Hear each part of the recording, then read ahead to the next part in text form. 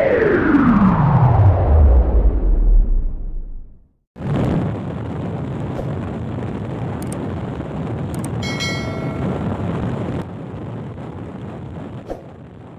up guys? Welcome back to my vlog. Biyahe ni Raul sa Bohol. Hi guys, dito naman ako ngayon sa Bohol Paradise Resort.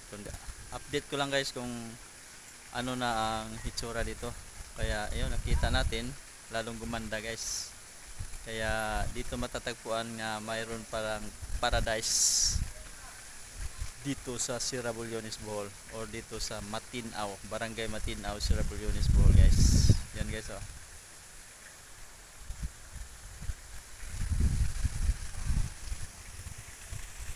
Kaya sa mga hindi pa nakapunta dito, punta na kayo guys. Kaya tingnan natin kung sabihin ko sa inyo kung ano yung mga ano doon. Entrance fee, cottage o ano. Puntahan natin doon sa entrance fee o entrance banda. Okay guys, dito na tayo sa my gate. Place parked outside. 2-5 daily. Entrance adult 60 per head. Kids below 7, 40 pesos per head. Picnic, may number pa guys oh.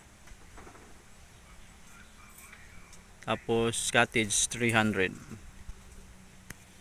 Yun po guys, tandaan nyo guys oh, may cellphone number pa. Tapos yun dito entrance. Tapos ako 30 lang babayar ko dito guys, kasi less than 1 hour lang ako dito. Pumunta lang ako dito para mag video or mag vlog. Yun po guys. Yun o.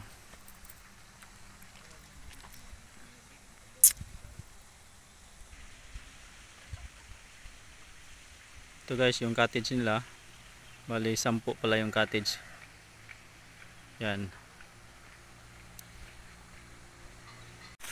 Yun guys, bibidyoan ko yung buong palibot ng Bohol Paradise Resort. Hindi nakakasawang tingnan dito guys, sa ganda ng view. 3 swimming pool pala ito. Sa mga hindi pa nakapunta dito, punta na kayo guys. Napakaganda. Yan o, galing sa gubat o Paris yung tubig guys. Yun po guys, biyahe ni Raul sa Bohol.